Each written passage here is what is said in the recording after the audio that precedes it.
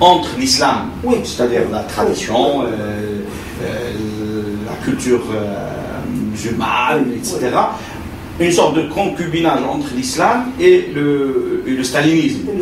Et d'ailleurs, à la base, il le dit, je reprends presque ses mots, il a mis le stalinisme dans le lit de l'islam. C'est-à-dire qu'il en a fait un couple contre nature.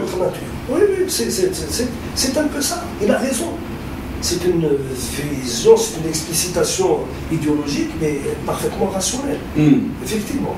Le problème, c'est qu'avec Boumediene, il y avait un projet qui apparaissait modernitaire, mais qui traînait un boulet culturalo-symbolique, dont Boumediene voulait s'en servir en même temps pour un peu compenser l'avancée trop rapide du moderne. Il voulait un peu une sorte de vitesse moyenne qui n'ébranle pas la société. Il redoutait l'ébranlement de la société, et ce n'est pas un socialiste, donc il ne va pas dans le sens du développement de la conscience de classe, de la conscience il a pratiqué une justice sociale, indiscutablement. À un prix fort qui a été très coûteux pour la nation, c'est sûr. C'est à son honneur de l'avoir fait, mais ça a coûté très cher au pays. Ça a coûté très cher au pays.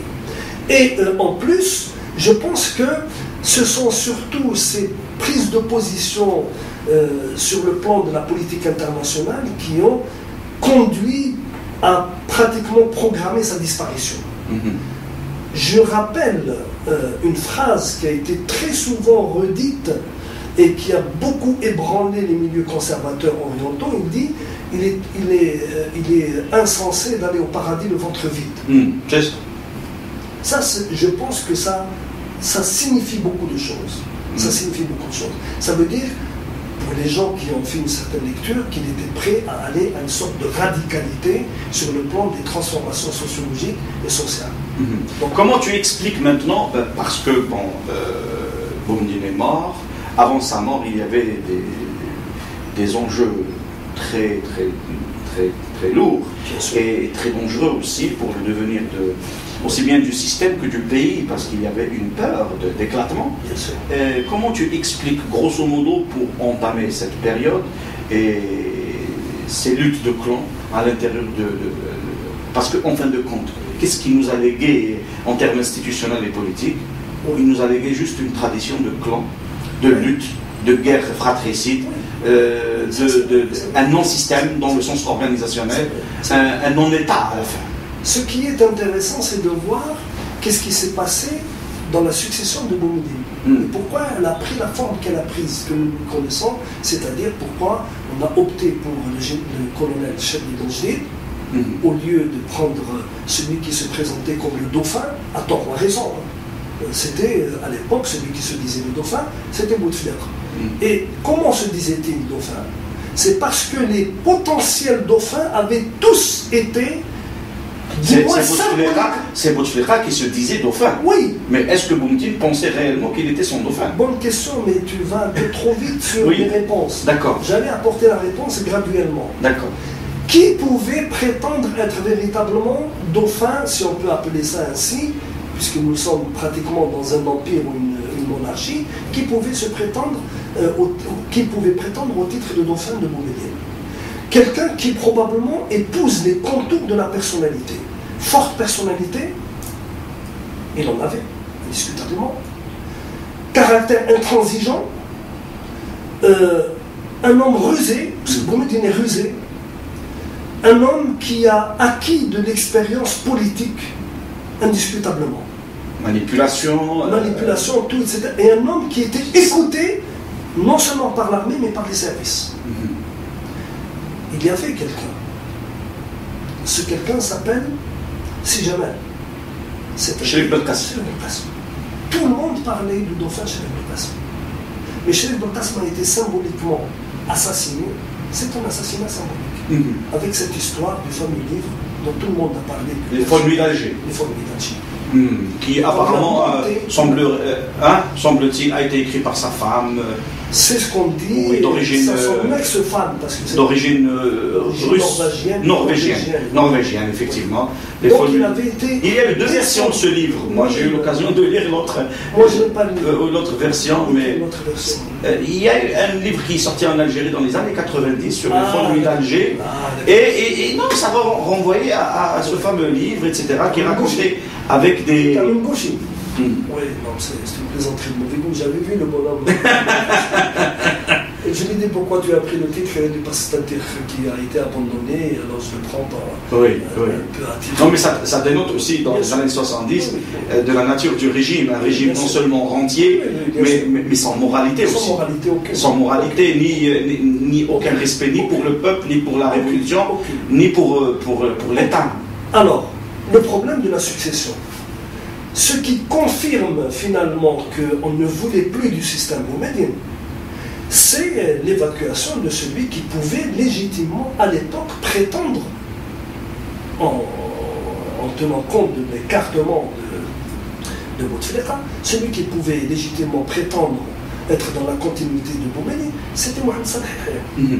C'est pour cela qu'il y avait eu une lutte à mort entre le colonel Yahyaoui et le commandant, entre guillemets, Abdelkader. Oui. Donc, nous allons nous arrêter ici. Très bien. Et prochainement, nous allons entamer la succession aussi bien du défunt Boumediene que l'installation progressive d'un type nouveau, d'une façon nouvelle de gouverner. Exactement. Avec en partie l'ancienne élite politique qui a gouverné, une partie qui a été protégée mais marginalisée, et l'autre qui a été complètement et symboliquement exécutée. C'est des problèmes nouveaux, mais qui ont la particularité d'être essentiellement des problèmes internes. Oui. Parce que là, dans la période des années 70, on a vu que les facteurs internes, petit à petit, étaient déterminants dans la première période avant les années 75, et dans la deuxième période, ce sont les facteurs exogènes qui ont joué. Tout ce qui a discrédité le régime de Boumediene, qui a entraîné pratiquement une programmation de sa perte, ce sont les couacs sur le plan international. C'est toutes les conneries qui ont été faites, l'apparition du ministre des Affaires étrangères de Boumediene avec Carlos, l'affaire de Septembre Noir et le débarquement des trucs, cette affaire très douteuse. Je ne sais pas dans quel sens elle est vraie, parce qu'il faut aussi faire attention à la manipulation et à l'intox. L'affaire des camps d'entraînement pour les Corses et les Basques et les Catalans et les actions directes. Ça aussi, c'est des trucs sur lesquels il faut faire extrêmement attention. En tous les cas, merci beaucoup. Nous allons continuer très prochainement et nous vous invitons à non seulement commenter, à corriger, à intervenir, à poser des questions. Il est disposé à répondre à toutes les questions. من دون أي طابو، من دون أي محظور، من أي مسكوت عنه، من دون أي ممنوع. المهم بالنسبة إلينا هو مقاربة فكرية ثقافية للحياة السياسية وتاريخية الجزائر المعاصرة، وعلاوة على ذلك رفع الحصار عن قراءة تاريخنا من قبل السلطة الحاكمة، وبالتالي تقديم صورة مختلفة وقراءة موازية للجزائر منذ الاستقلال إلى اليوم، مخالفة أو تتقاطع أو تختلف أو تتجاوز أو تقدم الشيء الجديد فيما يتعلق بما حدث في الجزائر من دون تعصب، من دون طائفية، من دون جهوية، من دون أيضا شوفينية، لا لهذه الفكرة ولا لهذا الشخص. المهم أننا نحن كجيل نتحمل مسؤولية التاريخ، كامل التاريخ، كل التاريخ، لكن لسنا مستعدين لأن يعاد التاريخ على حسابنا، وأن nous sommes disposés à assumer toute l'histoire, mais nous ne sommes pas là en tant que nouvelle génération pour subir les affres de cette histoire. هذا هو. أشكركم جزيل الشكر، وإلى اللقاء القادم إن شاء الله. Très bien. Ok. بورك فيك كما بورك في الزيت.